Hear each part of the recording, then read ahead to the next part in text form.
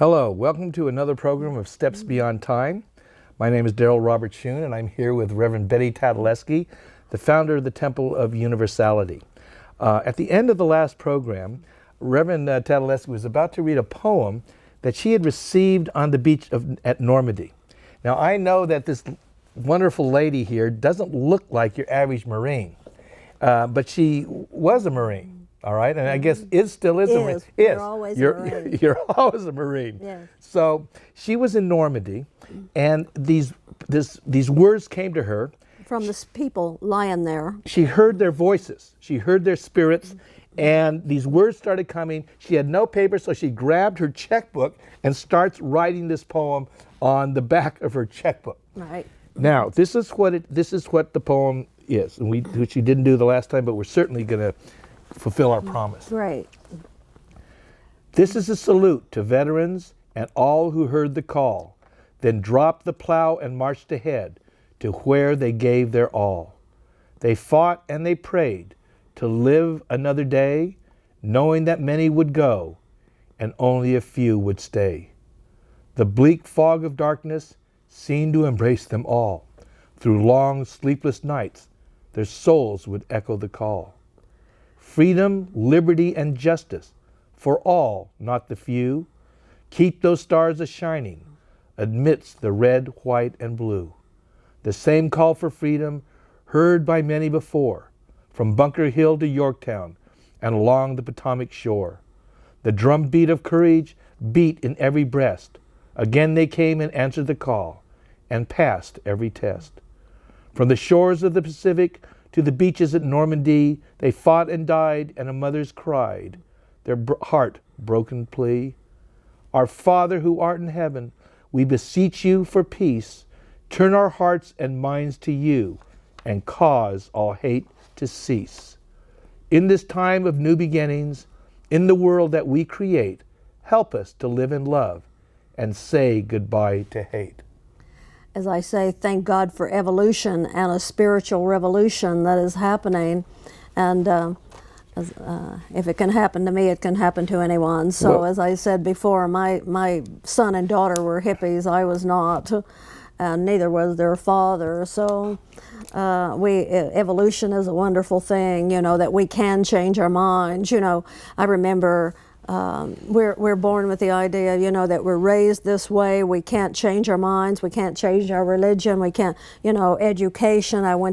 You went to this college, so I have to do this. But one thing we are discovering that the mind is very personal, and that each of us is responsible for what we are thinking, what we are saying. So it is not as rigid as it was. Well, you know, Reverend Tatalajski, you were a Marine. I was a hippie, peace activist. If hippies are ever activists, sometimes they were. Well, you stood up. Oh, we stood up, and yet our paths crossed at the Course in Miracles. At A Course in Miracles. Now, absolutely. There is a little point that I'd like to share a story about that course and where we're going to go with today's program. I was very fortunate to know the people through whom the course came through. Bill Tedford, I met Helen Schuchman, Judy Scutch, Robert Scutch, Jules Fishman, Jerry Jampolsky. I was very, very fortunate to have met these people. My friend Marshall had given the Foundation for Inner Peace $5,000 to publish the first edition of the book. I didn't know this for decades, till decades later. And there was a story that I want to tell now about how that course was sort of coming. All right, and because I was teaching it over in. As soon as it was printed, I started. Yeah, teaching it here. I was learning it by teaching. Yeah, and I was probably one of the first people to see a printed copy of that book when it came out in '76. Well, Bill Tedford told the story, and he the channel for the books was Helen Schuchman, a clinical psychologist. Oh, and as Helen said, she was a stoned atheist and Jewish, born Jewish, an atheist psychologist. Yes, and a professor. She said if you couldn't count it, see it, taste it, bite it, it wasn't real. Right. I mean, she did not believe in, quote, the world of spirit. All right. And she said that, and Bill Tedford was the head of the department at Columbia Medical School, all right? So Helen was a professor, Bill was a professor, he was head of the department. And she said that Bill had come in one day from an interdepartmental meeting. You know, there's always politics in every institution. Oh, sure. And he was really frustrated. And he said, there's got to be a better way. And walked past her. And Helen said, she said it was quite unlike her. She said, well, I'll help you find it. And when she heard those words come out of her mouth, it surprised her, because she knew this wasn't something Helen would usually say. Right. Now, what happened is Helen started, months later, and there was things that happened between them, she started hearing a voice, all right? And it scared her. She thought this was menopause. She was crazy. Right. Yes, but she was scared. Well, I mean, of course. she's a psychologist. She didn't believe she wasn't a spiritualist. Well, no, you're telling people, you know, I'm hearing voices and I'm already preaching that if you do, there's something wrong with you, a serious problem. Serious problem. So she called up Bill. She was really afraid. She was losing her marbles, all right? So she called her friend Bill and told him what was happening. And Bill said, well, what did it tell you to do? And you were right. It said, write. Right. It told her to write.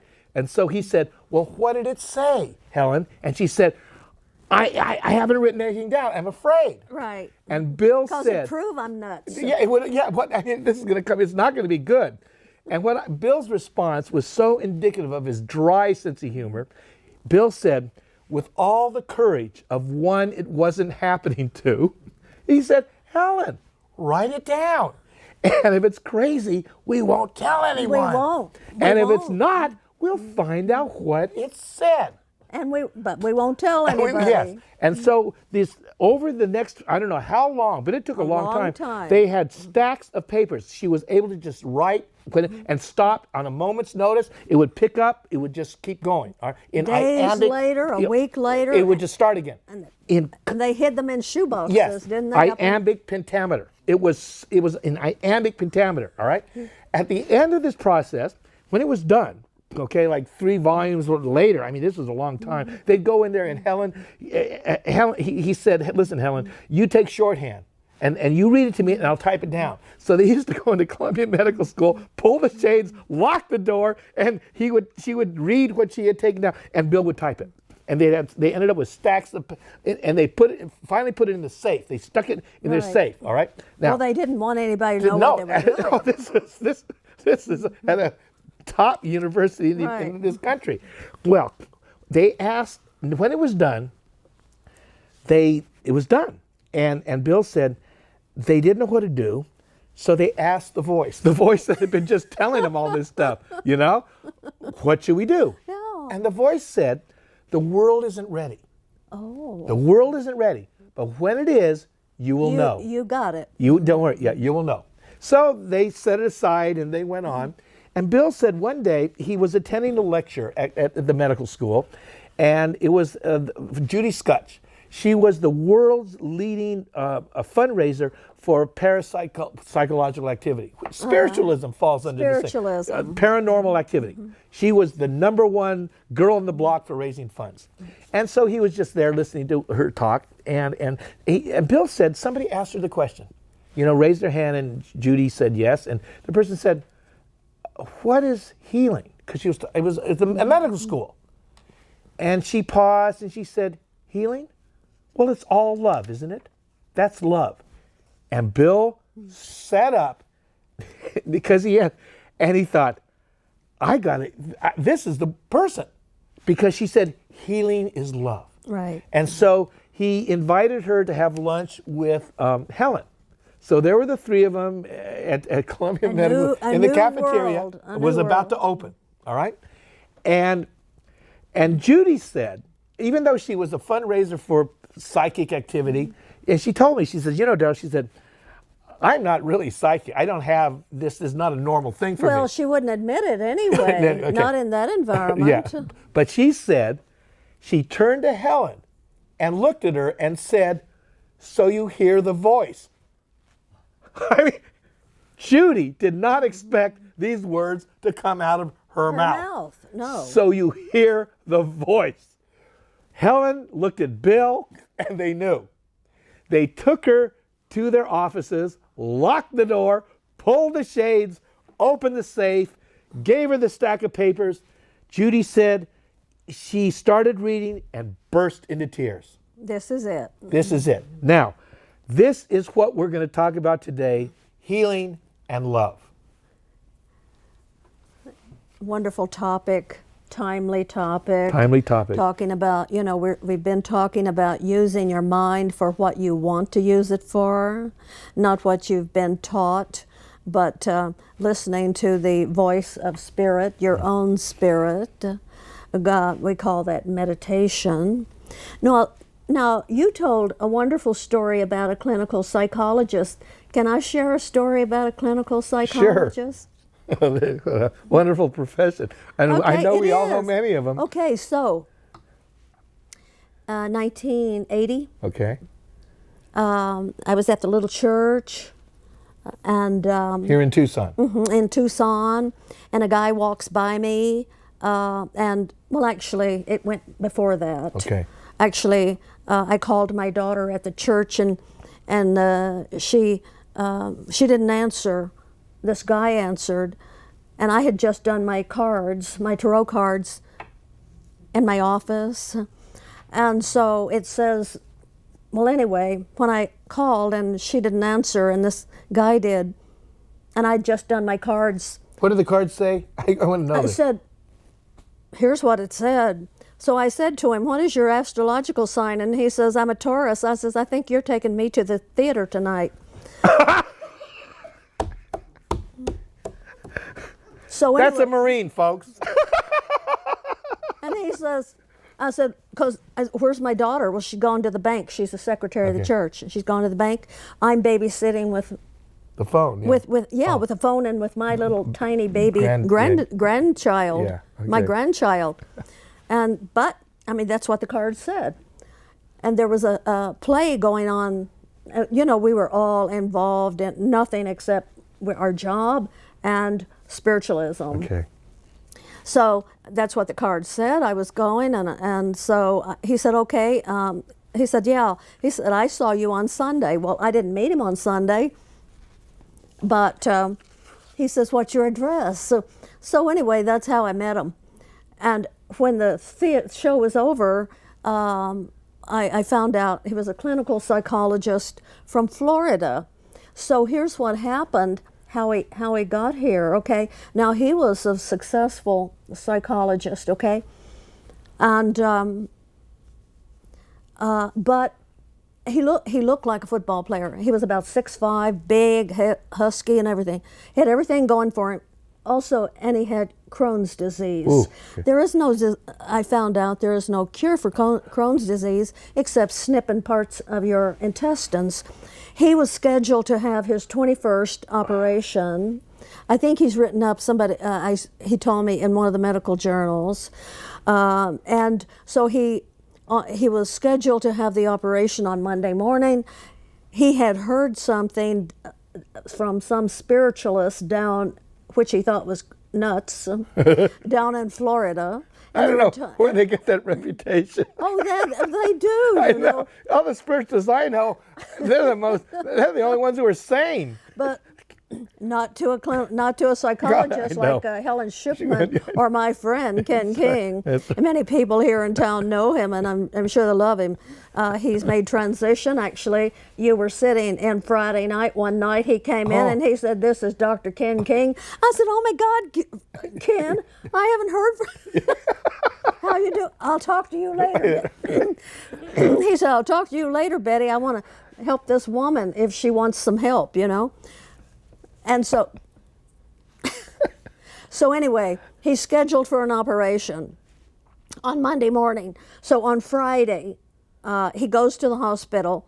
He locks the door. He has told the whole staff, do not knock on my door. Put a big sign out there. Do not, no interference and all. So he has with him a mirror, a magnified mirror, and also an apparatus that they use with colonoscopy or something like that.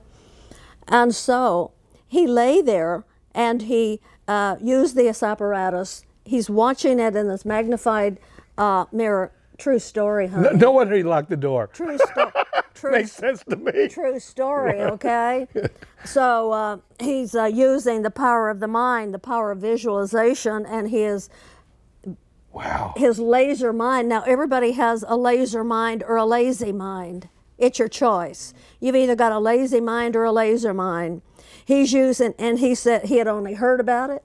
We'll see if it's true, because my operation, I've got nothing to lose. That's right. Because I'm being operated 21st on time. my 21st time. Yep. He said, I decided, though, that I'd rather be dead than continue in this. He was about, at the time, about 46 years old. Yep.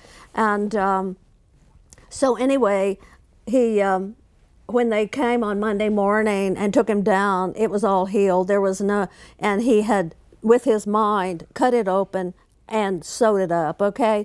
And it was a perfect healing. So, but what happened is, as soon as he was declared well, he heard a voice in this ear, one in this one, and there was two spirit doctors. They introduced themselves. And so he just about collapsed, because he said, oh my God, I've healed myself and lost my mind. I mean, psychologists do not hear voices, okay? They treat people who hear voices. People. They give them medicine. They dope them down. That's right. And so he is really bereft. He just lost his profession, you know, because he's an honest person. That's right. So how is he going to go back to telling people, treating people, when he knows it isn't true, you know? I mean, at least he's got to join them.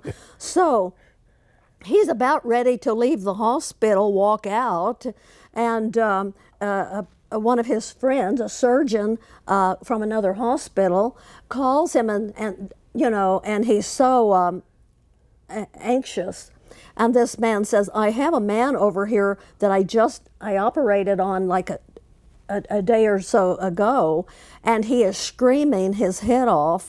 He is disrupting the hospital, and we've given him medicine, morphine, doping him, but he won't shut up. And you have to come over and talk to him.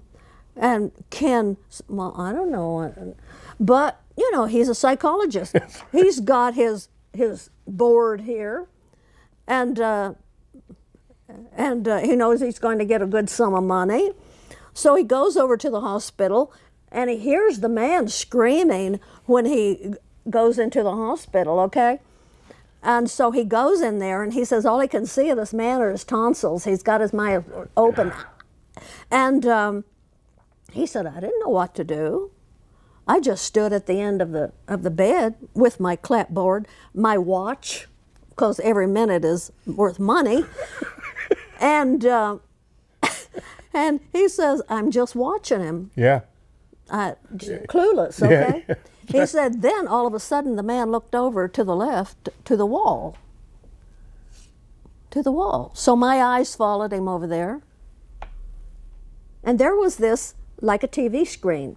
Now, folks, some of you may have seen this TV screen, spirit screen, okay? Okay. A TV that you really can't pick up or turn on, but it's showing on the wall, and it's a lovely, lovely experience. And so he's looking over there, and there's a picture on this TV that really isn't there. And so Ken says, well, I pull up the chair, and I look over there with him, and on it is a woman in a chair. She looks like Whistler's mother. She's an old woman, and she has two pieces of cloth about this big. She picks up a needle and she threads it. She picks up the two pieces of cloth, she sews it up, and she's going like this, just sewing this thing up. And this guy is not yelling because he's hypnotized by this woman. And Ken said he was too. Now he's just met these doctors, so he's hearing voices and he's seeing things. We're going in another direction, Ken. Okay, so all right. Yes. So she sews it up and they watch. And when she finishes, she ties it around her finger and then she bites it off like I've seen my grandmother do. And when she bit it off, he just let out a scream, this patient. Yeah. And then he just became relaxed. And Ken stood up with his board and says, well, what did she do? And he said, well, she sewed me up, of course, because what had happened is that the stitching was bad that the doctor had done, and it was leaking, and it was hurting. So the man was healed. Did he double charge? I'm sure that he did. But what the doctors told him was, now you are a healer. Now you are a healer. Wow. And so... How did he take it? Not well. Yeah, I mean, he's hearing voices. Not well because he just lost his livelihood. Yeah. But the doctor said to him, now you can heal people. You can really heal people. And because he already knew and was experienced in hypnotherapy. And he says, but we will heal through you. And he said, now, when you have a patient, do not take their history. Good. It's important that you not know their situation. Okay? I was at his house one day, and he said, Betty, excuse me, I'm going over to my office here. He said, there is a woman coming. She is very riddled with cancer. And he said, I would love to heal her, but I don't think she wants to be healed. Her son had begged him to see my mother, and he was back in a very short time. He said, I told the man to tell her, do not bring your history. Do not do that, because I'm going to tell you how to heal your, self. And but he said, when she walked in with this long history, I knew she had too much to give up, if she got healed. And right now, all the folks, the kids and family and everybody who had been ignoring her for years are feeling bad about Grandma having cancer. So they're showing up and they're taking care, and taking her to the doctor and everything. He said, no, she had too much to lose. He said he found out so many people have so much to lose that they don't want to give it up. Of course, this is unconsciously done, but nevertheless, it's a fact. Yeah. It's true. So that was Reverend Dr. Ken King, good friend, whom you have met in a seance room. So this healing is so important. Another friend of mine, Dr. George Olson, an immunologist on staff at University of Arizona, who a dear man. And I remember, we were teaching free classes on visualization. Okay, so George said, I'm going up to Scottsdale to a medical conference, and it's $4,000, and we're learning PNI. Reverend Tatalajski, we're going to have to hold this story for next week, just like we did the poem, because we have run out of time again. And for you who are listening out there in TV land, this is why I go to the Temple of Universality every Sunday, because of this lady. Nuts too. I have become nuts, in a good way. But this is why I show up. And if you're interested in this, 11 o'clock every Sunday, Temple of Universality, Allen Way. We'd love to see you there. Come join us.